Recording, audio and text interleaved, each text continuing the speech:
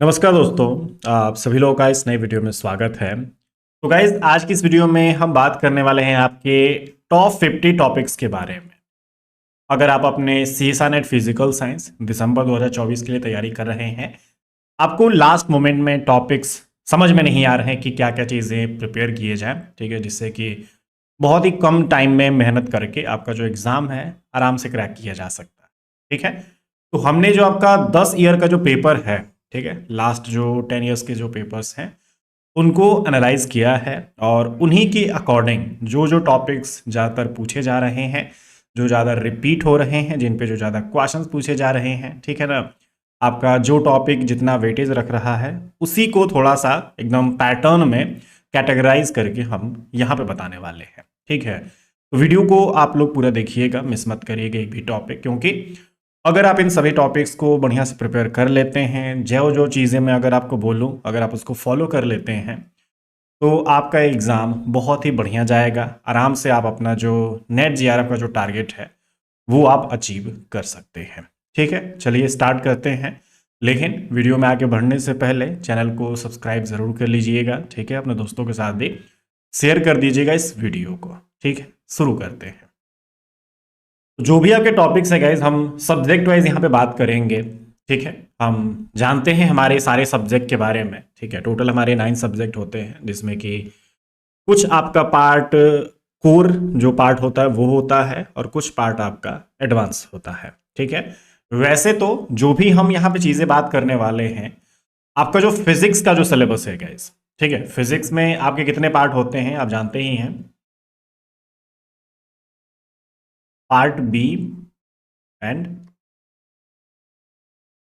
Part C. ठीक है, ये चीजें होती हैं। तो जो आपका पार्ट बी होता है गाइस, ये आपका कोर पार्ट होता है और पार्ट सी जो आपका होता है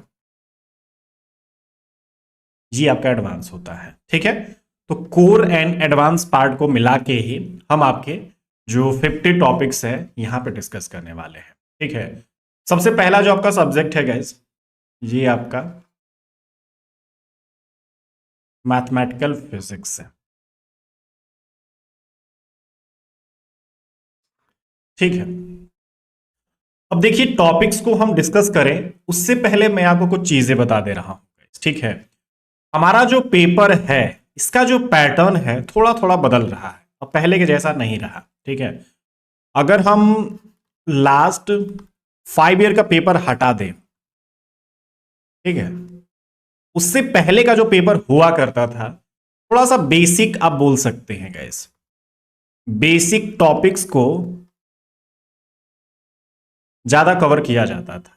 मतलब जो भी टॉपिक पूछा जाता था उससे जो रिलेटेड क्वेश्चंस आते थे वो आपके ज्यादा डिफिकल्ट नहीं हुआ करते थे। अगर आप थोड़ा बहुत भी पढ़ा करते होंगे तो आपको पता है आपका जो नेट जीआरएफ है फिजिक्स से आराम से क्रैक हो सकता था। लेकिन अब ऐसा नहीं है, हमारा टॉपिक जो है बेसिक से रिलेटेड क्वेश्चंस नहीं पूछे जा रहे हैं। ठीक है, आपको पूरे पेपर में कम से कम बस 5 to 6 बस आपके बहुत ही बेसिक टाइप के क्वेश्चंस दिखेंगे, मतलब बहुत आसान क्वेश्चन बस आपके इतने ही मिलेंगे। पहले होता था कि थोड़ा बहुत भी अगर आप पढ़ लेते थे आराम से क्रैक हो जाता था, नेट कम से कम निकल जाता था, भले जीआरएफ ना निकले। लेकिन ऐसा बिल्कुल भी नहीं है। अगर आप थोड़ा बहुत नहीं पढ़ेंगे, मतलब ठीक ठाक नहीं पढ़ेंगे, आपका नेट भी नहीं हो सकता है। ठीक है, तो ये चीज आपको ध्यान रखना है। अब हमें जो भी टॉपिक्स करने हैं थोड़ा सा एडवांस करना है। ठीक है, अगर मैं एक एग्जाम्पल के तौर पे बात करूं, हमारे पास जैसे कि एक मैट्रिक्स में आइगन वैल्यू का टॉपिक है। ठीक है, जैसे कि पहले जो क्वेश्चन आया करते थे, एक मैट्रिक्स होती थी, उसके जो आइगन वैल्यूज थे ऐसा पूछ लिया जाता था। ठीक है, लेकिन अब इसी टॉपिक को थोड़ा सा एडवांस कर दिया गया है। जैसे कि इसमें क्या डिफिकल्ट हो गया है, क्वेश्चन वैसा ही है, आपका आइगन वैल्यू जैसे कि हम एक मैट्रिक्स का निकालेंगे और एक मैट्रिक्स आपका ऐसा दे रखा है, लेकिन मैं बोलूंगा ना कि आपको इस तरीके से अपना आइगन वैल्यू निकालना है, जैसे कि ए स्क्वायर प्लस 5a माइनस आई। अब आप इस मैट्रिक्स का आइगन वैल्यू बताइए। ठीक है, तो क्या हो रहा है गाइस, टॉपिक आपका वही है, कॉन्सेप्ट आपका वही है, लेकिन थोड़ा सा इसको एडवांस कर दिया गया है। तो हर टॉपिक के साथ अब ऐसा ही हो रहा है। अगर आप पूरे सब्जेक्ट से उठा के देखेंगे तो हर टॉपिक अब बेसिक को नहीं टच किया जा रहा है, थोड़ा सा उसको एडवांस कर दिया जा रहा है, जिससे कि काफी सारे लोग कंफ्यूज हो जा रहे हैं। तो अगर आप अब पढ़ाई नहीं करेंगे तो समझिए कि फॉर्म भरने से कोई फायदा नहीं है, बस आप वहां पे जाके पैसा खर्चा कर रहे हैं और कोई चीज नहीं है। ठीक है, अगर आप क्रैक करना चाहते हैं तो अब थोड़े से टॉपिक्स को एडवांस करना पड़ेगा, उसको प्रिपेयर करना पड़ेगा, थोड़ा सा मेहनत करना पड़ेगा और आपको जो अपने प्रीवियस पेपर्स उनको सॉल्व करना पड़ेगा। ठीक है, तो उसी हिसाब से हम आपको यहां पे बताने वाले हैं। ठीक है, तो जो चीज मैं बोलूं उस टॉपिक को अगर बताऊं तो समझ जाइए कि उसका बेसिक पहले से ही आपको करके रखना है। ठीक है, उसमें जितना आप एडवांस जा सकते हैं, जितने आपके पेपर के लेवल की चीजें पूछी गई हैं वो आपको करना है। ठीक है, कोई भी टॉपिक हो जो मैं बताने वाला हूं उसका कॉन्सेप्ट आपको पता होना चाहिए, उसका अगर डेरिवेशन है जिससे रिजल्ट से रिलेटेड अगर क्वेश्चंस आ रहे हैं तो वो आपको पता होना चाहिए। ठीक है, जो उसके सब टॉपिक्स हैं वो आपको पता होना चाहिए, उससे रिलेटेड क्वेश्चंस आपको आने चाहिए। ये सारी चीजें आपको इस पूरे लेक्चर में ध्यान रखना है। ठीक है, तो जो टॉपिक लिखूं समझ जाइए कि बेसिक उसका शॉर्टकट ट्रिक्स अगर आपको पता है तो वो आप कर लीजिए, उसके फॉर्मूलाज कर लीजिए, उसकी थ्योरी कर लीजिए, उससे रिलेटेड जितने भी एप्लीकेशंस हैं वो कर लीजिए। ये मैं आपको पहले ही बता दे रहा हूं। ठीक है, चलिए मैथमेटिकल फिजिक्स में जो आपका फर्स्ट टॉपिक है इसको हम नोट करते हैं। पहला टॉपिक आपका क्या है गाइस, शुरू में हम जानते ही हैं वेक्टर अलजेब्रा, वही वेक्टर कैलकुलस, मतलब इसमें कंबाइन करके ही चलिए। ठीक है, अब वेक्टर कैलकुलस, वेक्टर अलजेब्रा जो मैं बात कर रहा हूं इसका मतलब क्या है, आपको इससे रिलेटेड हर एक टॉपिक आना चाहिए। ठीक है, मतलब कि आपका स्केलर प्रोडक्ट, डॉट प्रोडक्ट, आपका जो क्रॉस प्रोडक्ट है, कर्ल हो गया, डाइवर्जेंस हो गया, आपके पास ग्रेडियंट हो गया, आपका डायरेक्शनल डेरिवेटिव हो गया। ठीक है, नॉर्मल यूनिट वेक्टर हो गया आपके पास। फिर इसमें जो एप्लीकेशंस आपके पास आते हैं, line integral, surface integral, volume integral, ये सब चीजें इसी में कंबाइन आपको ध्यान रखते हुए चलना है। ठीक है, उनके फिर जो एप्लीकेशंस हो जाते हैं, अपना गॉस डाइवर्जेंस थ्योरम, फिर आपके पास मान लीजिए स्टोक्स थ्योरम हो जाता है। ठीक है, फिर आपका ग्रीन्स थ्योरम हो जाता है। तो ये सब चीजें आपको जाननी है। ठीक है, वैसे ये टॉपिक थोड़ा सा आप डिटेल में ही करिए, जितने मैंने टॉपिक्स बोले, जितने इसके एप्लीकेशंस वो करिए, क्योंकि आपको मैथमेटिकल फिजिक्स में भी ये काम आएगा, फिर आपका ये ईएमटी में भी काम आएगा, क्योंकि इलेक्ट्रोमैग्नेटिक थ्योरी में भी आप देखेंगे बहुत सारे ऐसे क्वेश्चंस होते हैं जिसमें कि वेक्टर कैलकुलस, वेक्टर अलजेब्रा का यूज होता है। ठीक है, तो ये चीज थोड़ा सा इंपॉर्टेंट है। अगर हम नेक्स्ट टॉपिक की बात करें गाइस, मैट्रिक्स, इसका तो मतलब जो मैंने बोला कंप्लीट। मैट्रिक्स में थोड़ी सी चीजें अब एडवांस जैसे हो रही है कि आपको एक मैट्रिक्स दे दिया जाता है और फिर उसका रोटेशन मैट्रिक्स पूछ दिया जाता है। ठीक है, तो थोड़ा सा रोटेशन मैट्रिक्स से रिलेटेड आपके पास जो डायगोनलाइजेबल मैट्रिक्स हैं वो हो गए आपके, अपने एक तरह से आइगन वैल्यूज जो हम निकाल रहे हैं वो तो पहले से ही आ रहे हैं, जो मैंने अभी आपको एप्लीकेशन बताया ये इसी से रिलेटेड मैंने आपको बताया है गाइस। ठीक है, जो भी आपके पास मैट्रिक्स के जो स्पेशल टाइप्स हैं, ठीक है, स्पेशल मैट्रिसेस भी हमारे पास होती हैं, उनके बारे में और उनकी कुछ प्रॉपर्टीज होती हैं गाइस। जैसे कि मैं आपको हर्मिशियन मैट्रिक्स की प्रॉपर्टी पूछ सकता हूं, स्क्यू हर्मिशियन मैट्रिक्स की प्रॉपर्टी पूछ सकता हूं। ठीक है, ऑर्थोगोनल मैट्रिक्स की मैं आपसे प्रॉपर्टी पूछ सकता हूं। तो ऐसे बहुत सारी मैट्रिसेस हैं जिनके प्रॉपर्टीज भी आपकी क्वेश्चंस में देखने को मिलते हैं। ठीक है, तो मैट्रिक्स आपका कंप्लीट, आपको बेसिक भी इसमें आना चाहिए, जैसे कि मैट्रिक्स का एडिशन आपको पता होना चाहिए, मैट्रिक्स का सब्ट्रैक्शन, मैट्रिक्स का मल्टीप्लिकेशन, इनवर्स ऑफ मैट्रिक्स। ठीक है, आपका एडजॉइंट कैसे निकाला जाता है, ये सब चीजें आपको आनी चाहिए। ठीक है, तो बहुत लोग इसको ध्यान नहीं देते, इनवर्स ऑफ मैट्रिक्स बहुत लोगों को नहीं आता है, तो इस पे थोड़ा सा फोकस करना जरूरी है। और एक चीज याद रखिएगा, हमारे पास जो इनवर्स ऑफ मैट्रिक्स है, जो आपका कैल हैमिल्टन थ्योरम है, उसके अकॉर्डिंग भी आपको आना चाहिए, और नॉर्मल जो आपके पास को फैक्टर एडजॉइंट जो यूज करके मैट्रिक्स का इनवर्स निकालते हैं वो भी आपको मेथड आना चाहिए। तो ये आपको अपने दिमाग में रखना है। ठीक है, एकदम बेसिक टू एडवांस सब कुछ आपका मैट्रिक्स करना होगा। थर्ड आपका क्या है गाइस,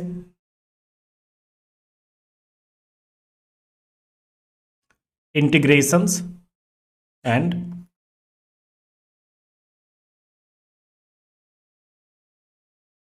डिफरेंशिएशन या फिर डिफरेंशियल इक्वेशन। डिफरेंशिएशन तो आपको आना चाहिए, अब इंटीग्रेशन में थोड़ा सा एडवांस आजकल ये हो जा रहा है ना गाइस कि आपके कुछ फिक्स्ड डेफिनेट इंटीग्रल्स हैं, ठीक है, कुछ स्पेशल टाइप के इंटीग्रल्स हैं जिनकी वैल्यूज आपको पहले से ही आनी चाहिए। अगर आप इन जो स्पेशल डेफिनेट इंटीग्रल्स हैं, फिक्स्ड इनकी जो इंटीग्रल की वैल्यू है, वो अगर आप पहले से जानते रहेंगे तो आपके क्वांटम मैकेनिक्स के कुछ प्रॉब्लम्स है गाइस, वो आराम से आप डायरेक्टली सॉल्व कर सकते हैं। इसमें आपको ज्यादा दिक्कत नहीं आएगी, ठीक है। तो कुछ आपके स्पेशल टाइप के डेफिनेट इंटीग्रल से आप ध्यान रखिए, इनके फॉर्मूलाज याद कर लीजिए, ठीक है ना, याद करके रख लीजिए और उनपे बहुत सारी प्रैक्टिस कर लीजिए, थोड़ा सा बढ़िया हो जाएगा, ठीक है। इंटीग्रल्स में आपके पास स्पेशल डेफिनेट इंटीग्रल्स हो गए, फिर गामा एंड बीटा जो भी आपके फंक्शंस हैं वो सब भी इसी के अंतर्गत आ जाएंगे, ठीक है। ये भी सब इंटीग्रल्स ही होते हैं गाइस, तो इनके भी फॉर्मूलाज हमें आने चाहिए, ठीक है। फिर डिफरेंशियल इक्वेशन में अगर हम बात करें, आपके पास first order differential equation, second order differential equations, ठीक है। और ये जो भी मैं फर्स्ट ऑर्डर सेकेंड ऑर्डर जो डिफरेंशियल इक्वेशन लिख रहा हूं, इसमें बेसिक की मैं बात नहीं कर रहा, ठीक है। बेसिक पहले से पूछा जा चुका है, तो बेसिक तो आपको समझने के लिए आना चाहिए, लेकिन इसमें आपको एडवांस अब जाना है गाइस, ठीक है ना, क्योंकि अब ऐसा बिल्कुल भी नहीं है कि आपको इंटीग्रेशन जो भी डिफरेंशिएशन डिफरेंशियल इक्वेशन दे दिया गया है, बाउंड्री कंडीशन दी गई और आपको बोला गया जनरल सॉल्यूशन, अब ऐसा बिल्कुल भी नहीं है, ठीक है। अब जो जनरल सॉल्यूशन जो पूछा जा रहा है थोड़ा सा कॉम्प्लिकेटेड के अकॉर्डिंग पूछा जा रहा है, ठीक है। आपको जो सॉल्यूशन देखने को मिलेगा, ऑप्शंस जो देखने को मिलेंगे वो सिंपल फॉर्म में नहीं होंगे, तो मतलब ये है कि अब जनरल सॉल्यूशन कैलकुलेट करने के बाद आपको फिर से मेहनत करनी पड़ेगी कि मतलब इसको एन सीरीज के फॉर्म में कैसे लिखा जा सकता है, इसको इनफाइनाइट सीरीज के फॉर्म में कैसे लिखा जा सकता है, ऐसे भी आजकल क्वेश्चन बनाए जा रहे हैं, ठीक है। तो ये एकदम दिमाग में रखिएगा। उसके बाद अगर हम बात करेंगे यहां पे फोर्थ टॉपिक है हमारे पास है लॉरेंट एंड टेलर सीरीज,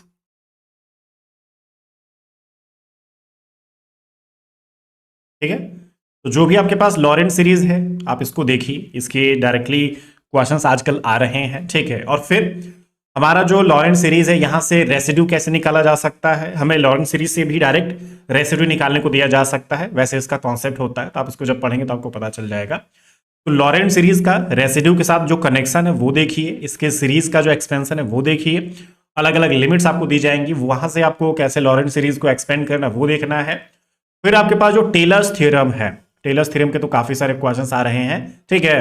तो एकदम बेसिक फॉर्मूला पे बेस्ड बिल्कुल भी नहीं पूछा जाएगा गाइस, ठीक है ना। आपका टेलर सीरीज में जितने भी डिफिकल्ट प्रॉब्लम्स आप प्रैक्टिस कर सकते हैं, जहां तक समझिए ना कि आपका दिमाग जा रहा है, अगर आप प्रिपरेशन शुरुआत में है तो समझ जाइए कि जहां तक आप सोच सकते हैं वो क्वेश्चन नहीं आएगा, ये लिख लीजिए, ठीक है।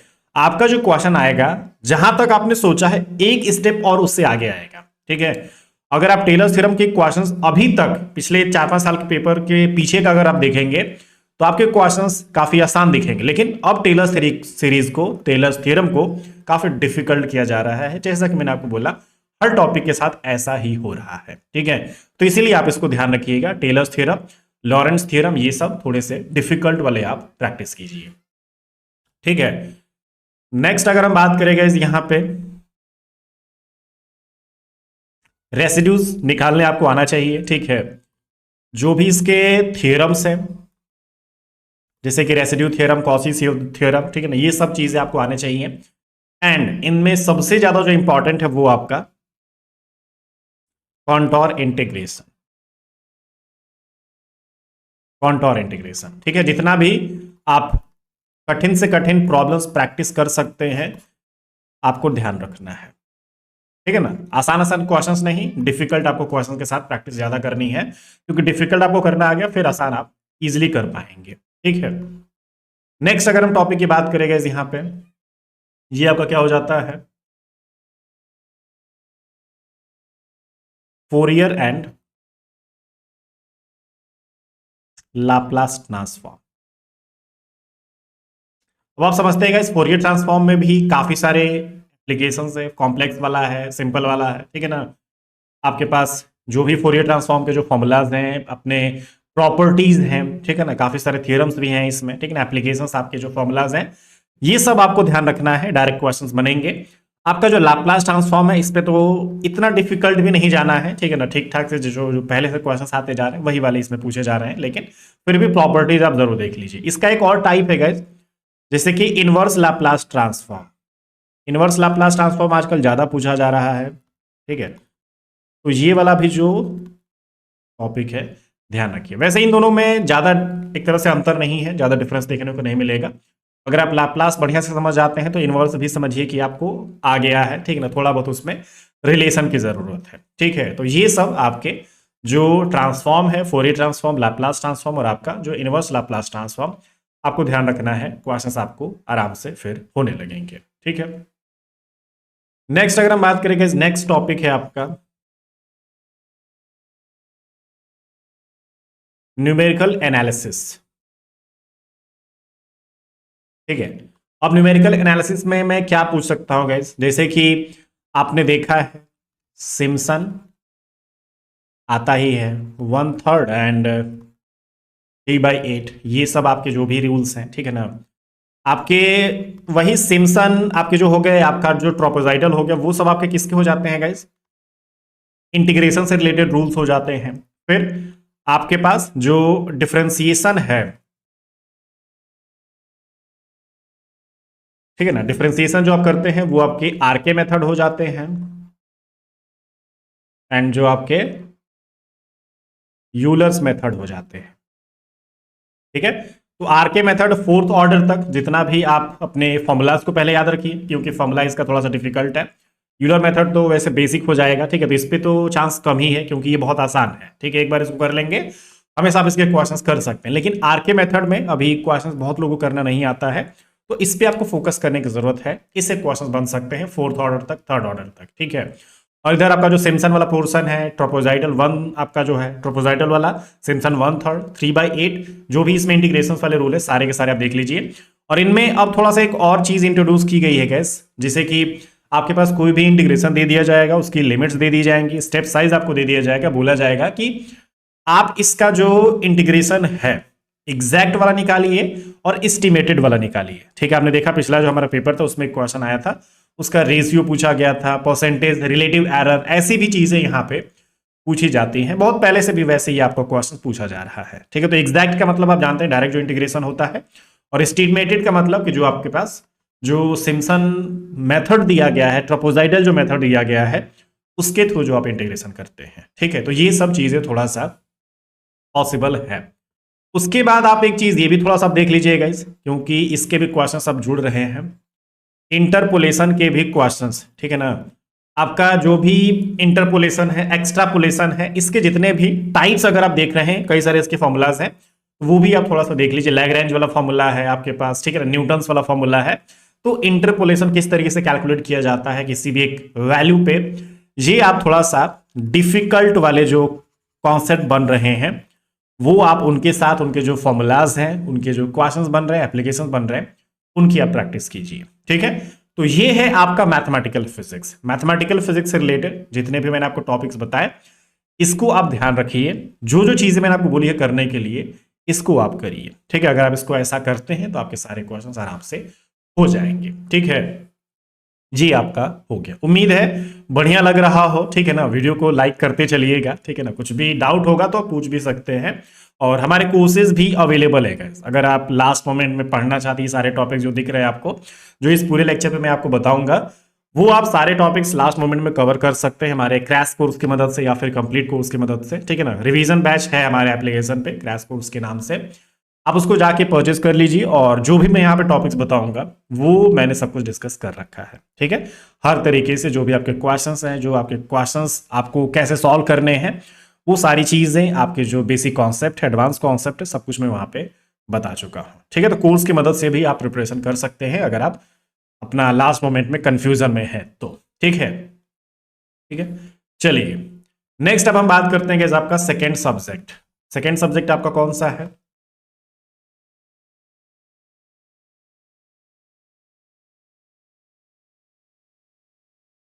Classical mechanics.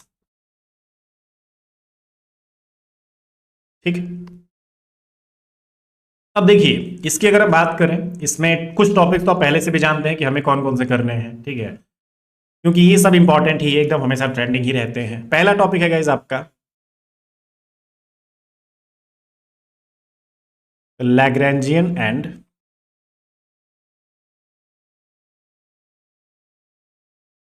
हैमिल्टोनियन, ठीक है। अब लैग्रेंजियन एंड हैमिल्टोनियन, पहले तो इनका जो भी इक्वेशन ऑफ मोशन है, कैनोनिकल इक्वेशन है, ठीक है। फिर इनके बीच में जो कन्वर्जन होता है ये आपका हो जाएगा, ये भी आपको आता है, ठीक है ना। मतलब पूछा जाएगा लैग्रेंजियन देख के हैमिल्टोनियन या फिर हैमिल्टोनियन देख के लैग्रेंजियन, ये सब चीजें हैं। या फिर कई बार ऐसे भी क्वेश्चंस आते हैं कि इनका जो इक्वेशन ऑफ मोशन है वहां से आपको एक फ्रीक्वेंसी पूछ दिया जाता है, ठीक है ना। तो इक्वेशन ऑफ मोशन बहुत अब पुरानी चीज हो गई, अब आपको फ्रीक्वेंसी पूछ दिया जाएगा, या फिर कुछ इसमें थोड़े बहुत अपने रिलेशंस पूछ दिए जा सकते हैं, ठीक है। आपका कंजर्वेशन भी यहाँ पे पूछ दिया जाएगा, ठीक है। आप पहले से भी देखते आ रहे हैं कि एक लैग्रेंजियन दे दिया जाएगा और बोला जाएगा कि इसका जो कैनोनिकल मोमेंटम है या फिर जो मोमेंटम जनरलाइज मोमेंटम, इसका जो इक्वेशन ऑफ मोशन, फिर एक दूसरा भी लैग्रेंजियन दे दिया जाएगा, बोला जाएगा कि इसका जो मोमेंटम और जो इक्वेशन ऑफ मोशन है क्या दोनों आपस में सिमिलर है या फिर डिफरेंट है। ऐसे क्वेश्चन तो पहले भी आए थे, ठीक है। तो ऐसी चीजें आगे भी आ सकती हैं, ठीक है। ये सेम चीज आपके हैमिल्टोनियन पे भी एप्लीकेबल है, उसका भी यही कॉन्सेप्ट हो सकता है, ठीक है। इसमें कन्वर्जन वाला भी पोर्शन जरूर ध्यान ध्यान रखिएगा, जितने भी इसके एप्लीकेशन बन सकते हैं अलग अलग टाइप के शेप के लिए भी इनकी इक्वेशन ऑफ मोशंस होते हैं, अपने रिलेशंस होते हैं एल के और एच के, वो आप जरूर याद रखिएगा, ठीक है। आपका लैग्रेंजियन अलग अलग शेप के लिए भी अवेलेबल होता है, ठीक है। कंपाउंड पेंडुलम हो गया आपके पास, ठीक है ना। आपके पास सिंपल पेंडुलम हो गया, अलग अलग तरीके के अगर तीन तीन बॉडीज हो जाती हैं तो उनके लिए इक्वेशन ऑफ मोशन क्या बन सकता है, ऐसे क्वेश्चंस पॉसिबल हैं, आते रहते हैं, ठीक है। नेक्स्ट अगर हम बात करेंगे यहां पे आपके स्मॉल ऑसिलेशन बेसिक नहीं, मैं यहां पे एडवांस की बात कर रहा हूं, ठीक है। क्योंकि स्मॉल ऑसिलेशन पहले बेसिक आया करता था, अब ऐसा नहीं है, ठीक है। स्मॉल ऑसिलेशन एंड जो भी आपका रेडियल स्मॉल ऑसिलेशन भी है गाइस, वैसे ये वाला पोर्शन तो आपको उसी में हो जाएगा जब आप सेंट्रल फोर्स मोशन कर रहे होंगे, तो ये आपको उसी में करना है। तो स्मॉल ऑसिलेशन और radial small oscillation, effective forces, आपके जो भी एंगुलर मोमेंटम, इस टाइप की जो चीजें हैं आपको ध्यान रखनी है, आपके क्वेश्चंस यहां से बनते हैं। थर्ड टॉपिक अगर हम बात करें गाइस, सेंट्रल फोर्स मोशन। वही मैंने आपको बोला कि जो भी आपके रेडियल टाइप की जो चीजें हैं, सेंट्रल फोर्स मोशन, आपका कंडीशन ऑफ सर्कुलर मोशन, इस टाइप की जो चीजें हैं यहां से सब बन सकते हैं। फ्रीक्वेंसीज हो गई, आपके एंगुलर मोमेंटम हो गए, रेडियस के साथ जो रिलेशन हो गया, ये सब यहां पे बनाए जाते हैं, ठीक है। नेक्स्ट अगर हम टॉपिक की बात करेंगे यहां पे पॉइजन ब्रैकेट, ठीक है। आपका फिर इसी का जो एप्लीकेशन है कैनोनिकल ट्रांसफॉर्मेशन, फिर इसी का एक जो ट्रांसफॉर्मेशन एक रिलेशन है वो क्या है, जनरेटिंग फंक्शंस, ठीक है। तो ये कुछ जो टॉपिक है गाइस, पॉइजन ब्रैकेट, इसकी जो भी प्रॉपर्टीज हैं, कैनोनिकल ट्रांसफॉर्मेशन, पॉइजन ब्रैकेट की मदद से, और जो डायरेक्ट आपका जो एग्जैक्ट डिफरेंशियल जो मेथड हो तो उसके थ्रू भी आपको करने आना चाहिए। और इनका जो एक जनरेटिंग फंक्शन जो कॉन्सेप्ट है गाइस, ठीक है ना, पी क्यू के बीच में जो भी हम ट्रांसफॉर्मेशन करते हैं, हम देखते हैं कि भाई उसका क्या एक जनरेटिंग फंक्शन बन सकता है, या फिर पी और क्यू जो आपके कोऑर्डिनेट्स हैं उनके बीच में रिलेशन दे दिया जाएगा और बोला जाएगा कि नया वाला कोऑर्डिनेट क्या हो सकता है कैनोनिकल ट्रांसफॉर्मेशन होने के बाद, या फिर जनरेटिंग फंक्शन आपका क्या हो सकता है। ये सब चीजें यहां से पूछी जा रही हैं। आप पिछले पेपर्स देखेंगे, आपको इनके क्वेश्चन एक दो जरूर मिल जाएंगे, ठीक है। नेक्स्ट अगर हम बात करें गाइस यहां पे, ये टॉपिक तो आपको गलती से भी नहीं छोड़ना है, क्योंकि इसमें भी कुछ जो चीजें हैं थोड़ी सी आ जाती हैं। स्पेशल थ्योरी ऑफ रिलेटिविटी, ठीक है।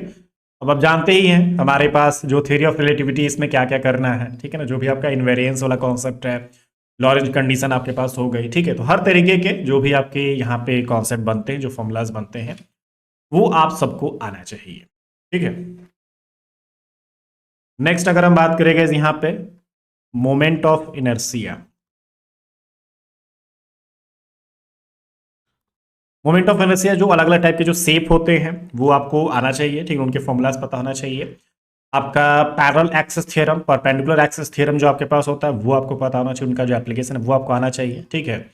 फिर हमारा जो मोमेंट ऑफ इनर्शिया होता है गाइस, टेंसर फॉर्म में भी हो सकता है, पूछ दिया जाए आपको, ठीक है, आपके एक तरह से डिस्क्रीट पार्टिकल्स के लिए, डिस्क्रीट बॉडीज के लिए, या फिर रिजिड बॉडीज के लिए आपके पास यहाँ पे अपने फॉर्मूलाज यहाँ पे पूछे जाते हैं, रिलेशंस पूछे जाते हैं, ठीक है। या फिर ऐसा बोल सकते हैं कि अगर आपके पास एक कंटिन्यूअस सिस्टम है या फिर डिस्ट्रीब्यूटिव सिस्टम है तो उसके लिए अलग अलग टाइप के जो मोमेंट ऑफ इनर्शिया के जो फॉर्मूलाज हैं वो क्या हो सकते हैं, ऐसा हमें पूछा जाता है, ठीक है।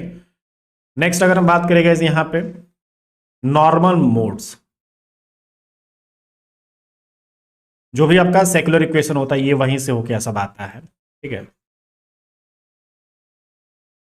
तो नॉर्मल मोड्स के थ्रू जो भी आपकी फ्रीक्वेंसीज हैं वो पूछी जा रही हैं, पिछले पेपर में भी फ्रीक्वेंसीज के काफी सारे क्वेश्चंस थे, एक दो जरूर मिल जाएंगे आपको, ठीक है ना। तो इसमें जो फिगर के थ्रू आपके जो नॉर्मल मोड्स उनकी जो फ्रीक्वेंसीज हैं, आपका जो एक अपना हैमिल्टोनियन या फिर जो लैग्रेंजियन है वो कैसे निकाला जा सकता है, ठीक है, वहां पे डिफरेंस कैसे निकाला जा सकता है, पोटेंशियल एनर्जी कैसे कैलकुलेट करी जा सकती है, फिर उसको मैट्रिक्स में कैसे फॉर्म किया जा सकता है, ये सब कुछ आपको यहाँ पे जरूर सीखना है। क्वेश्चंस इसके आ रखे हैं पिछले पेपर में भी, तो ये आप थोड़ा सा अपने दिमाग में रखिए, ठीक है। तो ये था आपका क्लासिकल मैकेनिक्स। क्लासिकल मैकेनिक्स में जो मैंने अभी टॉपिक्स बताए इतना इनफ है गाइस, मोर देन इनफ है, इसको आप बढ़िया से कर लेते हैं तो आपको अलग से और कुछ भी छूने की जरूरत नहीं पड़ेगी। इससे रिलेटेड अगर आप कर लेंगे सारे क्वेश्चंस जो आपको क्वालिफाई करने के लिए चाहिए, जेआरएफ तक के लिए चाहिए, वो पर्याप्त होंगे, ठीक है, क्योंकि हमें 100% अटेम्प्ट करने की कोई जरूरत नहीं है। हम जितना ही करें अपने एकदम जो एक कट ऑफ है उसको ध्यान में रखते हुए प्रिपरेशन करें, ठीक है। हम अपना जो टारगेट है 100, 120, 130 इतना तक ही मान के चल रहे हैं, ठीक है। तो अगर आप इतना भी मिनिमम मान के चलते हैं तो आपका काम हो जाएगा। जेआरएफ भी मोस्टली चांसेस हैं कि हो सकता है, ठीक है। अगर आप ओबीसी कैटेगरी, जनरल कैटेगरी से बिलोंग करते हैं तो 50% या फिर 60% में मैक्सिमम आप रखें तो अपना काम हो जाएगा, ठीक है ना। ज्यादा उम्मीद रखने से कोई फायदा नहीं है, एक तो नहीं होने से कुछ होना बेहतर हो जाता है, ठीक है। तो लास्ट मोमेंट में इतना आपके लिए बेहतर रहेगा, ठीक है। अब हम नेक्स्ट टॉपिक की बात करते हैं गाइस। नेक्स्ट सब्जेक्ट आपका क्या है? इलेक्ट्रोमैग्नेटिक थियरी, ठीक है। अब इसके थोड़े से टॉपिक्स देखेंगे और याद रखिएगा इसमें बेसिक चीजें यहां पे भी नहीं आती हैं, ठीक है। इसमें जितना भी डिफिकल्ट हो सकता है, जितना भी फिगर से रिलेटेड प्रॉब्लम्स हैं, थोड़ा सा वो भी इंट्रोड्यूस हो रही हैं। दो दो तीन तीन आपको हमेशा अपने पेपर में इसके एडवांस क्वेश्चन दिख जाएंगे, और कुछ आपके थोड़े से डेरिवेशन से रिलेटेड भी यहाँ पे क्वेश्चन पूछे जाते हैं। जो आप डेरिवेशंस पढ़ते हैं उनका जो फाइनल रिजल्ट होता है ना, उसमें कुछ मॉडिफिकेशन करके आपको यहाँ पे क्वेश्चन पूछ दिया जाता है, ठीक है। चलिए इसका देखते हैं। इसका जो पहला टॉपिक है, ठीक है, सबसे पहले जो आपके गॉस लॉज हैं, ठीक है ना, इनके जो भी एप्लीकेशंस एंड प्रॉब्लम्स, ठीक है, तो ये तो दोनों में आपको करना है। ये आपका जो इलेक्ट्रोस्टैटिक्स है एंड जो आपका मैग्नेटोस्टैटिक्स है, दोनों में आपके जो गॉस लॉज है, ठीक है ना, इनके जो एप्लीकेशंस है, जो भी इससे रिलेटेड प्रॉब्लम्स बन सकते हैं वो सब कुछ आपको करना है, ठीक है। नेक्स्ट है आपका मैक्सवेल इक्वेशंस। अब जानते ही गाइस, मैक्सवेल इक्वेशन आपका डिफरेंशियल फॉर्म, इंटीग्रल फॉर्म, जो भी इसके एप्लीकेशंस हैं, जो इसकी प्रॉपर्टीज हैं, ठीक है ना। यहां से आप ईएम वेव की तरफ भी जा सकते हैं, ठीक है। तो ईएम वेव आपका पास हो गया, आपका पॉइंटिंग वेक्टर हो गया, पावर हो गया, ये सब चीजें भी यहीं से आपको निकाल लेनी है। तो ये मैक्सवेल इक्वेशंस के अंतर्गत ही आ जाएंगे। तो हमारे उस पर भी क्वेश्चंस आ चुके हैं, ठीक है, आते रहते हैं हमेशा, पिछली बार भी क्वेश्चंस थे आपके, तो ये ध्यान रखिए। नेक्स्ट अगर हम बात करेंगे यहाँ पे स्केलर एंड वेक्टर पोटेंशियल, ये जो आपका टॉपिक है इसमें स्केलर एंड वेक्टर पोटेंशियल का जो वेव इक्वेशन है, इनके अलग अलग डिफरेंशियल इक्वेशंस हैं, ये भी डायरेक्ट आपके पूछे जा सकते हैं, ठीक है। तो ये भी ध्यान रखिए, इनके जो काफी सारे रूल्स हैं, काफी सारे इनके इक्वेशंस बनते हैं, आपके थ्योरी बनती है यहाँ पे काफी सारी है, ठीक है। तो वो सब भी आपको पूछा जाएगा, डायरेक्ट क्वेश्चंस वहां से बन जाएंगे। ठीक है, और याद रखिए गॉस लॉ जो एप्लीकेशंस की बात कर रहे हैं यहाँ पे, इलेक्ट्रोस्टैटिक और मैग्नेटोस्टैटिक सब कुछ यहाँ पे जितने भी इससे रिलेटेड एप्लीकेशंस बन सकते हैं वो सब कुछ आपको देखना है। ठीक है, नेक्स्ट अगर बात करेगा यहाँ पे डाइइलेक्ट्रिक एंड कंडक्टर से रिलेटेड जो भी आपके क्वेश्चंस हैं,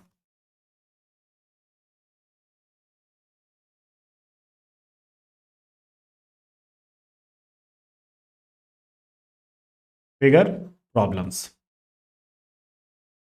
ठीक है, मतलब काफी सारे फिगर देख के, काफी सारे शेप देख के, ठीक है ना, चार्ज से रिलेटेड, ठीक है ना, चार्ज कहीं बाहर है अंदर है, आपके अलग अलग पोजीशन के हिसाब से यहाँ पे क्वेश्चंस आजकल पूछे जा रहे हैं। पिछली बार भी फिगर से रिलेटेड क्वेश्चंस थे गाइस। ठीक है, तो वही है, आपके कंडक्टर भी हो सकते हैं, डाइलेक्ट्रिक भी हो सकते हैं, इंसुलेटर भी हो सकते हैं, आपके पास कोई चार्ज अपना हो सकता है, ठीक है ना, कोई बॉडी हो सकती है जिसपे चार्जेस हैं, गॉसियन सरफेस हो सकता है।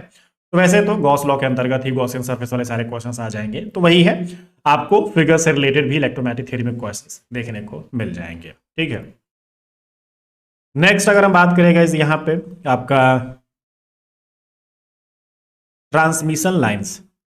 ठीक है, ट्रांसमिशन लाइंस जो भी आपके पास है, अपने इंपिडेंस से रिलेटेड इंपिडेंस मैचिंग जो अपनी होती है, ठीक है, इस टाइप के जो क्वेश्चंस है यहां से बन सकते हैं। नेक्स्ट अगर हम टॉपिक की बात करेंगे यहाँ पे रेडिएशन बेस्ड भी आपके सारे टॉपिक्स होने चाहिए गाइस। ठीक है ना, radiation from moving charges and जो भी आपके डाइपोल्स हैं, इसमें ये भी एक चीज याद रखिएगा, हमारे पास वही तो बेसिक ही हो जाएगा आपके मल्टीपोल एक्सपेंशन, मतलब जो डाइपोल का ही एक टॉपिक सब टॉपिक का बोल सकते हैं। मोनोपोल डाइपोल आप करते ही है ना, तो वैसे ही क्वाड्रपोल और ऑक्टोपोल से रिलेटेड जो आपके पोटेंशियल है, आपके इलेक्ट्रिक फील्ड है, इन सब के रिलेशंस आप जरूर कर लीजिएगा। ठीक है, तो ये आपका हो गया अपना इलेक्ट्रोमैग्नेटिक थ्योरी। इलेक्ट्रोमैग्नेटिक थ्योरी में ये काफी है, इससे ज्यादा हमें जरूरत नहीं है। ठीक है, नेक्स्ट अगर हम टॉपिक की बात करेंगे यहाँ पे फोर्थ नंबर सब्जेक्ट आपका है क्वांटम मैकेनिक्स। ठीक है, इसमें क्या क्या चीजें ज्यादा इंपॉर्टेंट है, कौन कौन से टॉपिक्स हैं, जैसे कि फर्स्ट श्रोडिंगर वेव इक्वेशन जो आपके पास है, ठीक है ना, श्रोडिंगर इक्वेशन जो भी इसके एप्लीकेशंस हैं। ठीक है, और इसमें भी आपके energy eigen value and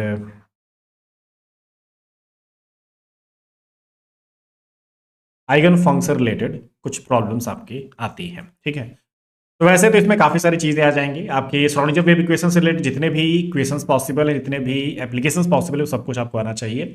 1 dimension, 2 dimension, 3 dimensional, आपके पास टनलिंग वाला, ठीक है ना, टनलिंग थ्रू बैरियर या फिर स्टेप पोटेंशियल, जो भी आपके पास है सब कुछ आपको आना चाहिए। ठीक है, फिर आपके एनर्जी आइगन वैल्यूज, उनके क्या क्या फॉर्मूलाज होते हैं, आपके आइगन फंक्शन, उनके क्या क्या फॉर्मूलाज होते हैं, ये सब कुछ आप इसी में देख सकते हैं। हार्मोनिक ऑसिलेटर वाला भी पोर्शन इसी में इंक्लूड कर लीजिएगा। ठीक है, नेक्स्ट टॉपिक की अगर हम बात करेंगे यहाँ पे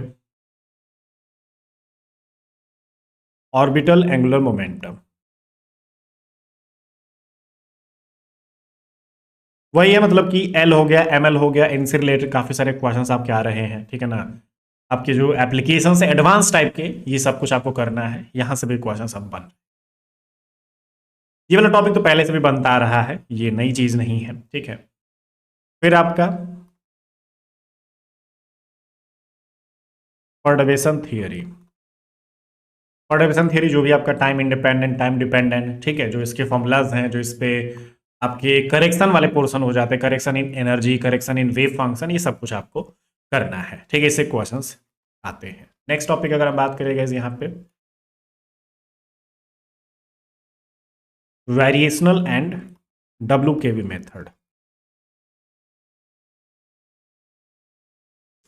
ठीक है, WKB मेथड का पिछली बार भी एक क्वेश्चन आया था, काफी बढ़िया क्वेश्चन आया था। ठीक है ना, अगर आप कॉन्सेप्ट उसका जानते होते तो आप उसको क्वेश्चन को तुरंत सॉल्व कर सकते हैं। ठीक है, तो इसीलिए बेसिक कॉन्सेप्ट इसके लिए मैंने बोला है कि पहले बेसिक कॉन्सेप्ट, उसके बाद ही एडवांस चीजों पे जाना है। ऐसा नहीं कि अगर आप एडवांस की बात कर रहे हैं, मैं हर बार एडवांस डिफिकल्ट की बात कर रहा हूँ, तो ये नहीं कि बस डिफिकल्ट, नहीं, बेसिक आपका एकदम बढ़िया होना चाहिए, उसके बाद ही आप एडवांस टाइप की चीजों को करिएगा। क्योंकि मान लीजिए कोई, मैंने बोला ना कि स्टार्टिंग में कि 6-7 क्वेश्चन 8 क्वेश्चन ऐसे हैं जो कि आपके डिफिकल्ट ना होके बहुत आसान हो जाते हैं, तो वो क्या पता इस टॉपिक से हो जाए। तो वही है कि हर टॉपिक का कोई भी एक डिफिकल्ट के अलावा मतलब बहुत इजी क्वेश्चन भी आ सकता है, तो वो कहीं से भी हो सकता है। ठीक है, तो इसीलिए हर टॉपिक का बेसिक वाला भी जो पोर्शन है वो आपको आना चाहिए। ठीक है, आपके पास जो स्कैटरिंग थियरी है, जो आपका पेज शिफ्ट एनालिसिस है,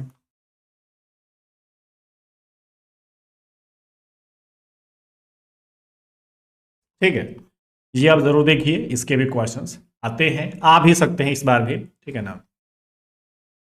नेक्स्ट अगर हम बात करेंगे इस आपका जो हाइड्रोजन एटम है, इसका जो वेव फंक्शन है, आपका जो प्रोबेबिलिटी है, ठीक है ना, इन सब के क्वेश्चंस भी यहां से बनेंगे। आपका जो स्फेरिकल हार्मोनिक्स है,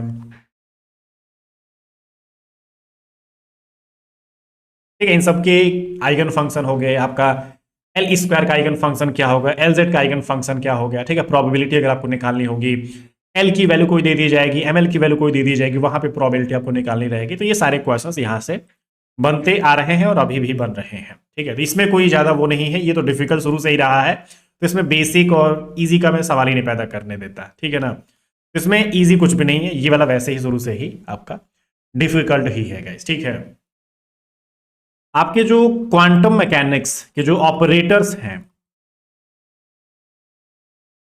ऑपरेटर से रिलेटेड भी काफी सारे क्वेश्चंस आते हैं। तो ऑपरेटर बेस्ड आपके जितने भी क्वेश्चन बन सकते हैं, जो आपके ऑपरेटर्स हैं, उनको थोड़ा सा डिटेल में आप जरूर एनालाइज करिए, काफी सारे क्वेश्चंस यहां से बनेंगे। ठीक है, नेक्स्ट अगर हम बात करेंगे यहाँ पे एक और टॉपिक आप इसमें ऐड कर लीजिए, बर्न अप्रोक्सीमेशन। ठीक है, ये थोड़ा सा एडवांस टॉपिक है, ये भी इंपॉर्टेंट है। ठीक है, तो ये क्वांटम मैकेनिक्स में इतने टॉपिक्स आपके मोर देन सफिशियंट है। ठीक है ना, इफिशियंट एकदम है, इफिशियंट तरीके से आप प्रिपरेशन करिए, बस आपका हो जाएगा। नेक्स्ट आपको अगर सब्जेक्ट की बात करेगा यहाँ पे, नेक्स्ट है आपका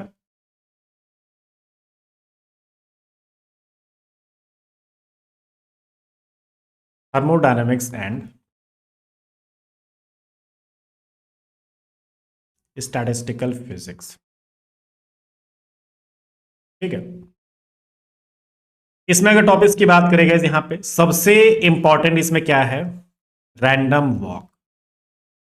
रैंडम वॉक का हमेशा एक क्वेश्चन आपको जरूर मिलेगा। तो इसमें 1 डायमेंशन 2 डायमेंशन 3 डायमेंशन जितना भी इसमें पॉसिबिलिटीज हैं, सब कुछ आप इसको देख लीजिए, हर तरीके के क्वेश्चंस आप कर लीजिए। ठीक है, फिर आपका Maxwell Boltzmann, Bose Einstein and Fermi Dirac, जो भी स्टैटिस्टिक्स हैं, इनके सारे एप्लीकेशंस,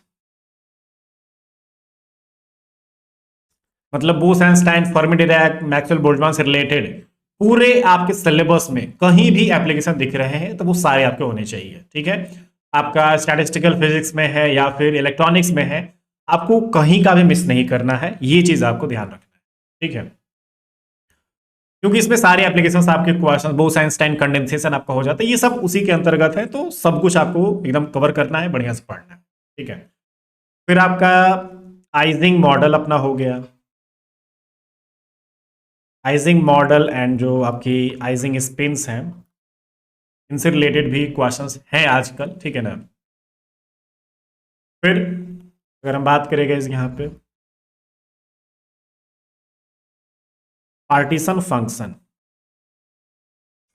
ठीक है, पार्टीशन फंक्शंस में जितने भी आपके एप्लीकेशंस हैं, जैसे प्रोबेबिलिटी आपके पास हो गई, एवरेज एनर्जी आपके पास हो गई, ठीक है ना, डायमेंशन से रिलेटेड आपके पास हो गई, कोई पार्टिकल आपके पास दिया गया, इसकी एनर्जी उतनी है, उसकी एनर्जी इतनी है, इस टाइप के जो क्वेश्चंस हैं इस साल भी बने थे, पिछले पेपर में हमें देखने को मिला था गाइस। ठीक है, तो याद रखिए प्रोबेबिलिटी, एनर्जी, आपके जितने भी एप्लीकेशंस हैं, आपके जो थर्मोडायनेमिकल जो क्वांटिटीज हैं उनके साथ जो इसका एप्लीकेशन है, आपको एकदम बढ़िया से करना है। ठीक है, तो पार्टीशन फंक्शन एक बहुत ही इंपॉर्टेंट टॉपिक है। नेक्स्ट टॉपिक की अगर हम बात करेंगे यहाँ पे आपके पास लॉज ऑफ थर्मोडायनेमिक्स।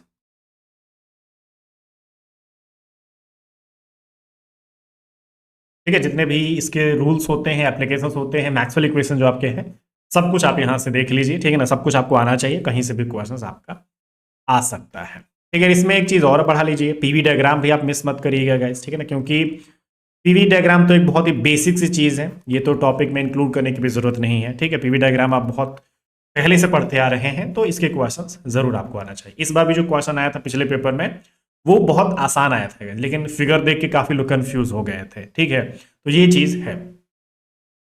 उसके बाद नेक्स्ट है आपके पास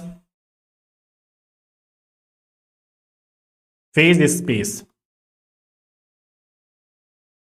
डायनामिक्स। ठीक है, फेज स्पेस से रिलेटेड भी आपके स्टैटिस्टिकल फिजिक्स में क्वेश्चंस बनते हैं, ये भी आप देख लीजिएगा।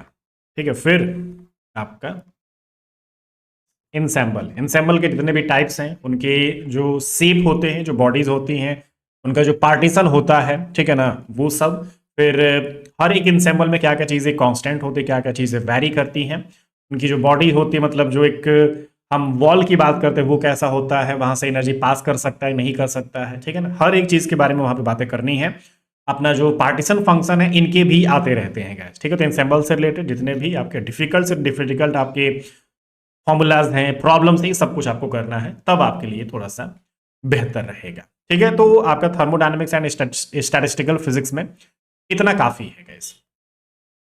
ठीक है, नेक्स्ट हम बात करते हैं आपका इलेक्ट्रॉनिक्स।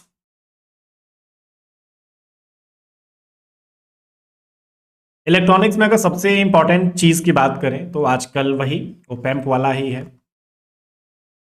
ओपैम्प में इसके जो टाइप्स हैं, समिंग एम्पलीफायर, ठीक है ना, differential amplifier, integration integrator amplifier जो भी आपके पास है, ठीक है ना, वही डिफरेंशिएटर या फिर हम इंटीग्रेटर जो भी आप नाम देना चाह सकते हैं। ठीक है, वो सब आपके जो भी एप्लीकेशन है, जो टाइप्स हैं, सब कुछ आपको करना है। इनके काफी सारे फॉर्मूलाज होते हैं गैस। ठीक है, तो ओपैम्प एक बहुत बड़ा टॉपिक है, इसको जरूर करिए, कहीं से भी क्वेश्चंस आ जाते हैं। इसके फिगर दे के भी क्वेश्चंस आपसे पूछा जाता है गैस। ठीक है ना, एक आपका सर्किट दे दिया जाएगा, बोला जाएगा कि इसमें हम ये वाला इनपुट दे रहे हैं, तो इसका आउटपुट कैसा हो सकता है, और आपके जो आउटपुट है 4 ऑप्शंस में दिए जाएंगे। ठीक है, तो अब सर्किट पहले पता लगाना होगा कि कौन सा सर्किट है, फिर उसमें अगर ऐसा इनपुट दिया जाता है तो आउटपुट कैसा हो सकता है, ये ओपैम्प के अंदर आता है, ये टॉपिक हमें पूछा जाएगा। ठीक है, नेक्स्ट अगर हम बात करें थोड़ा सा लॉजिक गेट्स। लॉजिक गेट्स में पिछले भी जो कुछ क्वेश्चंस आए हैं काफी बेसिक आए हैं। ठीक है, ज्यादा डिफिकल्ट नहीं है, जैसे नैंड गेट हो गया, एंड गेट हो गया, थोड़े से इनके ही एप्लीकेशन को पूछा गया और आपका रिजल्ट पूछ दिया गया, तो ये ज्यादा डिफिकल्ट नहीं था। लेकिन फिर भी लॉजिक गेट आप थोड़ा सा एडवांस ही पढ़िए, और इसमें ज्यादातर क्वेश्चंस ऐसे भी होते हैं गैस कि कोई भी एक बोले अलजेब्रा दे दिया जाएगा, बोला जाएगा कि इसमें मिनिमम कितने गेट की रिक्वायरमेंट हो सकती है, या फिर कितने नैंड गेट की रिक्वायरमेंट हो सकती है, कितने नैंड गेट इसमें लगाए जा सकते हैं अगर हम छोटे से छोटा इसका अपना अलजेब्रा इक्वेशन करें तो। ठीक है, तो ये चीज थोड़ा सा आप ध्यान रखिएगा। ठीक है, नेक्स्ट अगर हम बात करेंगे यहां पे एरर एनालिसिस भी एक बढ़िया टॉपिक है। एरर से रिलेटेड जितने भी आपके क्वेश्चंस हैं आपको पूछे जाएंगे। आपका लीस्ट स्क्वायर फिटिंग, ये भी एक बढ़िया टॉपिक है, ये भी आपको करना है। फिर आपका BGT and sorry BJT, BGT रही, बॉर्डर गवास्कर ट्रॉफी नहीं, सॉरी ठीक है, बीजेटी एंड एफईटी, तो वही bipolar junction transistor and field effect transistor, ये सब कुछ आपको करना है। काफी बढ़िया टॉपिक है, इसके एप्लीकेशंस फॉर्मूलाज यूजफुल है आपके लिए। ठीक है, आपके जो ऑप्टो इलेक्ट्रॉनिक डिवाइसेज हैं, इनके भी क्वेश्चंस हैं। ठीक है ना, फिर जो भी आपके सेमीकंडक्टर डिवाइसेस हैं कैसे, इनके जो भी एप्लीकेशंस हैं, ठीक है ना, इसके जो भी एप्लीकेशंस हैं आप जरूर देखिए। ठीक है, इंपॉर्टेंट है, हल्के में मत लीजिएगा आप लोग गैस। ठीक है ना, इतना यहां तक पर्याप्त है, नेक्स्ट सब्जेक्ट की तरफ। वैसे कई सारी चीजें तो मैं भी मतलब पूरा ही एक तरह से बात कर रहा हूं, कुछ टॉपिक्स को छोड़ के। ठीक है ना, वो वाले टॉपिक आप छोड़ ही दीजिएगा, मैंने छोड़े हैं, वो कुछ सोच समझ के ही छोड़ा गया है गैस। ठीक है ना, नेक्स्ट है आपका atomic and molecular physics.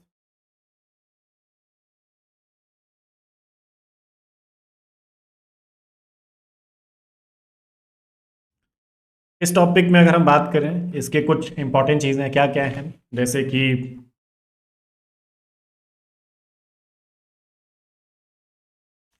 Spectroscopic terms and transition related,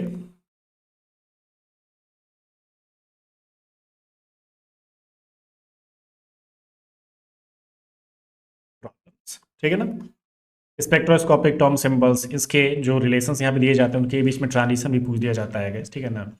वही है, इनके जितने भी उस रिलेटेड जो भी कॉन्सेप्ट है, जो प्रॉब्लम्स हैं, आपको करना है, बढ़िया रहेगा, ठीक है। हमारे पास जो spectrum of hydrogen like atoms हैं, ये भी पूछा जाता है थोड़ा सा गाइस, ठीक है ना। इनके बीच में भी जो ट्रांजिशन से रिलेटेड चीज़ें बन सकती हैं वो आपको ध्यान रखना है, ठीक है।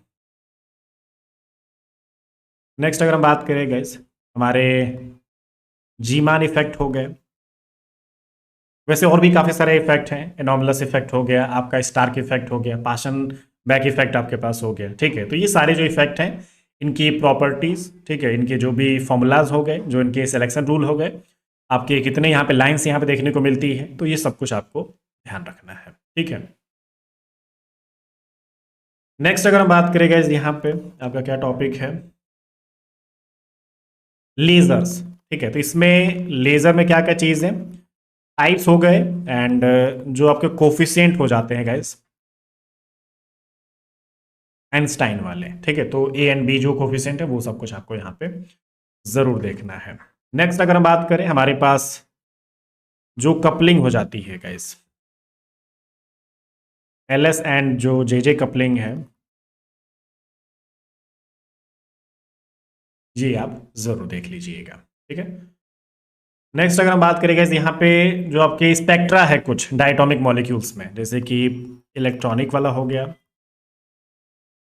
आपका रोटेशनल हो गया, एंड जो वाइब्रेशनल, जो भी इसकी स्पेक्ट्रा है वो सब कुछ आप जरूर देखिए, ठीक है ना। एंड इनका जो एक एप्लीकेशन है, मतलब रमन स्पेक्ट्रा आप अलग से भी देख सकते हैं, मतलब टॉपिक इसी वाले टॉपिक में ही आएगा आपका रमन स्पेक्ट्रा भी गाइस, ठीक है। Raman spectra of diatomic molecules, Raman spectra से भी आ सकता है। रोटेशनल एनर्जी आपका जो क्वेश्चन है, इसमें भी कई बार एप्लीकेशंस हो रहे हैं गाइस, ठीक है। इस बार भी क्वेश्चन आया था रोटेशनल एनर्जी वाला, वाइब्रेशनल एनर्जी वाला भी आ सकता है, ठीक है। कॉन्फ़िगरेशन जो इनके होते हैं वो सब कुछ यहाँ से पूछे जा सकते हैं। तो इसमें ये आपका एटॉमिक एंड मॉलिक्यूलर फिजिक्स में इतना बहुत है हमारे लिए, ठीक है। नेक्स्ट अगर हम सब्जेक्ट की बात करें गाइस, ये है आपका कंडेंस मैटर फिजिक्स,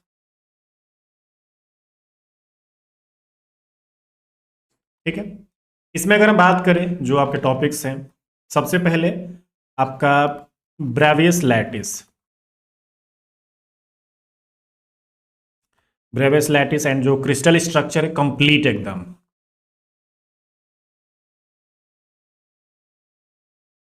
इसमें आपका ब्रेवियस लैटिस टोटल कितने होते हैं, कितने टाइप के शेप होते हैं, ठीक है ना, कितने आपके क्रिस्टल्स होते हैं, ठीक है ना, आपको सब कुछ याद रखना है। हर तरीके के जो भी क्रिस्टल्स हैं, आपके एंगल्स उनके बीच में क्या हो सकता है, उनकी जो साइड्स होती हैं वो क्या क्या हो सकती हैं, वो सब कुछ आपको पूछा जाएगा। और क्रिस्टल स्ट्रक्चर में ये भी आपको ध्यान रखना है कि हमारा जो कोऑर्डिनेशन नंबर है, इफेक्टिव नंबर है, रेडियस है आपका, ठीक है ना, फिर आर और ए के बीच में जो रिलेशन, लैटिस पैरामीटर और रेडियस के बीच में जो रिलेशन है, आपका जो एक पैकिंग फ्रैक्शन है, सब कुछ आपको यहाँ पे पूछा जाता है। आपके इस बार भी क्वेश्चन यहाँ से बने थे गाइस। नेक्स्ट अगर हम बात करें, हमारे पास ब्रैग्स लॉ, आपको सिंपल डायरेक्ट लैटिस में भी ये देखना है, फिर रेसिप्रोकल लैटिस में भी आपको देखना है कि आपका जो ब्रैग्स लॉ होता है कितना होता है, रेसिप्रोकल। तो Bragg's law normal direct lattice के लिए भी बात करना है, रेसिप्रोकल लैटिस के लिए भी बात करना है। जो आपके रेसिप्रोकल लैटिस वेक्टर्स होते हैं वो डायरेक्ट लैटिस वेक्टर का कैसे यूज करके निकाला जा सकता है, वो भी हमें देखना है, ठीक है। फिर ये भी देखना है कि हमारे जो रेसिप्रोकल लैटिस वेक्टर्स हैं, इसमें आपका एफसीसी बीसीसी के साथ कैसे रिलेटेड है, और जो आपका बीसीसी है एफसीसी के साथ कैसे रिलेटेड है। इनका जो नॉन प्राइमिटिव जो लैटिस वेक्टर है वो देखना है।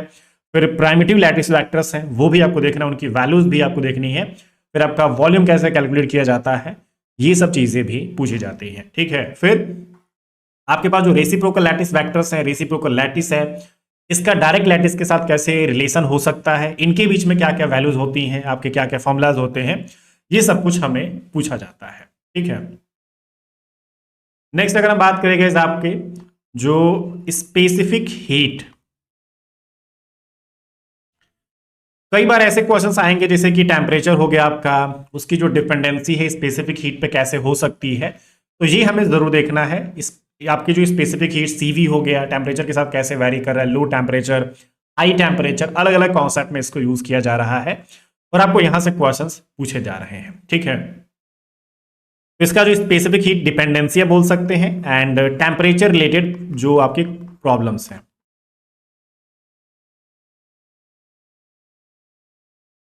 ठीक है, इसको हल्के में मत लीजिएगा, काफी इंपॉर्टेंट है।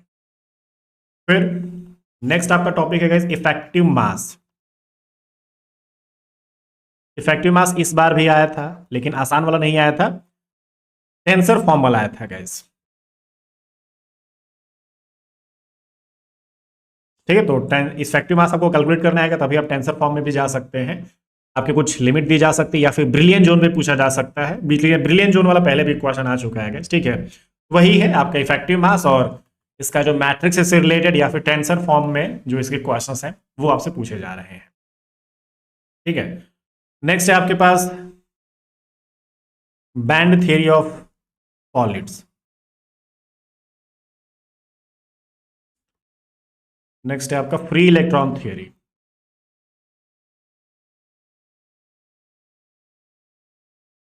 ठीक है, इनके भी काफी सारे एप्लीकेशन है, काफी बड़े बड़े ये टॉपिक्स हैं। इसको आप आज से ही शुरू करिए, आपका काम हो जाएगा। फिर सुपर कंडक्टर्स। सुपर कंडक्टर्स में जोसेफ्सन इफेक्ट थोड़ा ज्यादा है गाइस। ठीक है ना, ये कई बार इस पे क्वेश्चंस पूछे गए हैं।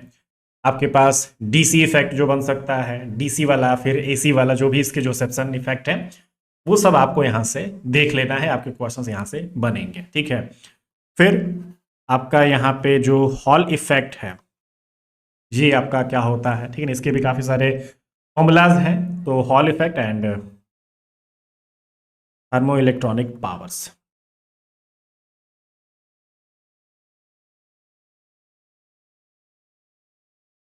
हॉल इफेक्ट में ये भी थोड़ा सा ध्यान रखिएगा इसके, हमारे पास जो अपना मोबिलिटी हो गया, आपका आर एच हो गया, ठीक है ना, अपना वहाँ पे मेजॉरिटी किसकी हो सकती है, आपका इलेक्ट्रॉन कहाँ पे होगा, होल कहाँ पे हो सकता है, ये सब भी थोड़ी सी चीज़ें हैं आपके क्वेश्चंस यहाँ से बनते हैं। ठीक है, तो इसमें भी ये आपके इनफ है, काफ़ी सारे क्वेश्चंस यहाँ से हो जाएंगे। ठीक है, नेक्स्ट और आपका जो लास्ट सब्जेक्ट है वो है आपका न्यूक्लियर एंड पार्टिकल फिजिक्स।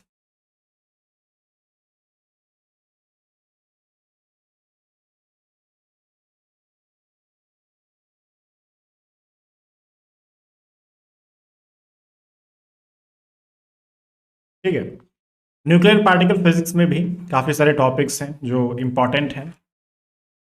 सबसे ज़्यादा इम्पोर्टेंट आपका जो लिक्विड ड्रॉप मॉडल है, और इसमें ये भी ध्यान रखिएगा ना गाइस, हमारे जो इनके अजम्पशन है, जो इनके फेलियर्स हैं, जो इनके फॉर्मूलाज हैं, जो इनके कॉन्सेप्ट हैं, ठीक है ना, सब कुछ कंक्लूजन सब कुछ आपको आना चाहिए। फिर इसमें ही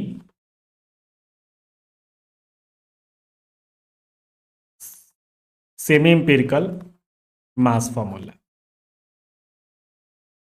इसमें ये भी याद रखिएगा गाइस, जैसे कि most stable isobar, binding energy, इस टाइप के जो क्वेश्चंस हैं यहाँ से पूछे जा रहे हैं। ठीक है, बहुत सालों से इस पे क्वेश्चंस आ रहे हैं गाइस। ठीक है, अभी थोड़ा सा 1-2 साल का थोड़ा सा गैप हुआ है, 1-2 पेपर का गैप हुआ है, लेकिन ऑलमोस्ट हमेशा आते ही रहते हैं, तो इस बार आने के इसके चांसेस हैं। ठीक है, तो आप इसको जरूर कर लीजिएगा। नेक्स्ट अगर हम बात करें गाइस, यहाँ पे हमारे पास जो न्यूक्लियर रिएक्शंस हो गए,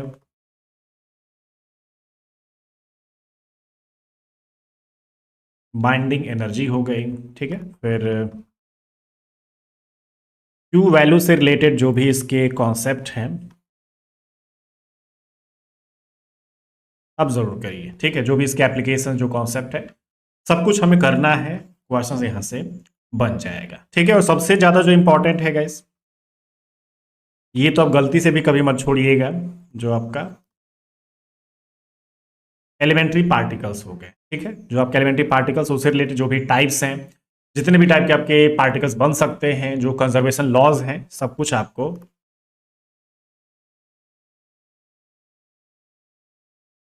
ठीक है ना, कंजर्वेशन जो कंजर्वेशन लॉज हैं उनका जो वेरिफिकेशन है आपको पूछा जाता है गैस। आपके जो क्वार्क मॉडल हैं ये सब भी आप जरूर करिए, ठीक है। इसमें एक चीज ये भी याद रखिएगा, हमारे पास जो इंटरैक्शंस होते हैं एलिमेंट्री पार्टिकल्स के अंतर्गत आपके हैं, उनका भी कंजर्वेशन आपको याद रखना है,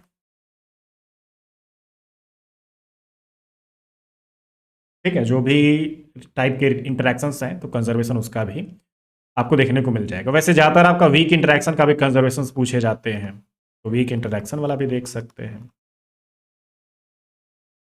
ठीक है। तो जितने भी वही इंटरैक्शंस के जो आपके कंजर्वेशन पॉसिबल हैं वो आप उनके रूल्स आप जरूर देखिए, ठीक है। नेक्स्ट अगर हम बात करें गैस यहाँ पे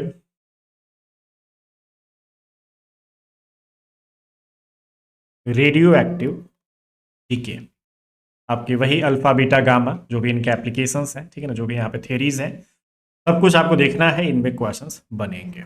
नेक्स्ट अगर हम बात करें गैस यहाँ पे आपके सेल मॉडल, इसमें भी जो आपके क्वेश्चंस है डायरेक्ट ही बनेंगे, ठीक है ना, कोई भी क्वेश्चंस यहाँ पे दिया जा सकता है, आसान भी डिफिकल्ट भी कुछ भी हो सकता है, ठीक है। इसके जो भी अजम्पशंस है, जो कंक्लूजन है, जो फेलियर्स है, वो भी आपको थियोरेटिकल पोर्शंस भी आपको पता होना चाहिए गाइस, ठीक है।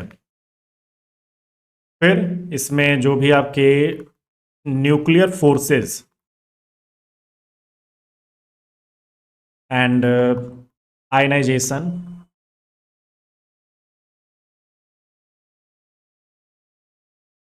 पोटेंशियल से रिलेटेड भी प्रॉब्लम्स आपके पूछे जा रहे हैं गाइस। आयनाइजेशन पोटेंशियल का अभी पिछला ही क्वेश्चन आया था पिछले पेपर में ही, ठीक है। इसीलिए ये सब टॉपिक्स आपको याद रखने हैं। ये आपका लास्ट टॉपिक था गाइस, ठीक है ना। यहां तक आप सब कुछ कर जाइए। ये जितने भी मैंने आपको टॉपिक बताए हैं, आपको इससे बाहर पढ़ने की कोई जरूरत नहीं है, ठीक है। इतना आप ध्यान से पढ़ लेते हैं, सारी चीजों को कवर कर लेते हैं, तो आपका वही है, मतलब कि आप किसी भी कैटेगरी से हैं, अप टू 60%, 60 to 70% तक आप, ठीक है ना, नहीं ऑफ नहीं ये आप जो अपना जेआरएफ तक है उसका जो कट ऑफ है वो आप क्लियर कर सकते हैं, ठीक है। तो वही है, यहां से हमें इतनी चीजों को करना है और अप टू 60% या फिर 70% तक आप नंबर ला सकते हैं और आपका कोई भी कैटेगरी से है आपका काम हो जाएगा, ठीक है। तो ये आपको बढ़िया से फॉलो करना है। जो जो चीजें मैंने यहाँ पे बोली है उसको हल्के में मत लीजिएगा। अब मैं यहाँ पे जो भी चीजें बताया हूँ कुछ सोच समझ के बताया हूँ, आप अपने पेपर को उठा के देखिए, आपको सारे टॉपिक्स इनसे रिलेटेड ही मिलेंगे, ठीक है। जो चीजें मैंने यहाँ पे एनालाइज करी हैं उसको ही फॉलो करके एनालाइज किया है, पिछले 10 साल के पेपर्स को ही हमने एनालाइज किया है, ठीक है। इसीलिए अपने दोस्तों के साथ शेयर कर दीजिएगा, अपने दोस्तों जो भी उनको भी बताइए कि इस तरीके से पढ़ाई करनी है, ठीक है ना। परेशान है तो परेशान होने की कोई जरूरत नहीं है, यहाँ पे आपको हम इसी तरीके से पढ़ाते रहते हैं, ठीक है। और जो भी मैंने यहाँ पे टॉपिक्स डिस्कस किए हैं, जो जो टॉपिक्स आपको करने हैं, आपको चैनल पे भी इससे रिलेटेड काफी सारे वीडियोस मिल जाएंगे, या फिर हमारे एप्लीकेशन पे जाके आप हमारा जो क्रैश कोर्स है या फिर अपकमिंग एग्जाम के लिए भी कंप्लीट कोर्स आप ज्वाइन कर सकते हैं। जून 2025 दिसंबर 2025 के लिए भी कंप्लीट कोर्स अवेलेबल है, आप उन सभी कोर्सेज को भी ज्वाइन करके प्रिपरेशन स्टार्ट कर सकते हैं, ठीक है। आपका टेस्ट सीरीज भी दिसंबर 2024 के लिए स्टार्ट हो चुका है, तो आप उसको भी ज्वाइन कर सकते हैं गाइस, ठीक है। चलिए मिलते हैं आपसे अगली क्लास में, चैनल को सब्सक्राइब कर दीजिएगा, ठीक है ना। वीडियो बढ़िया लगी है तो वीडियो को लाइक कर दीजिएगा। Thank you so much.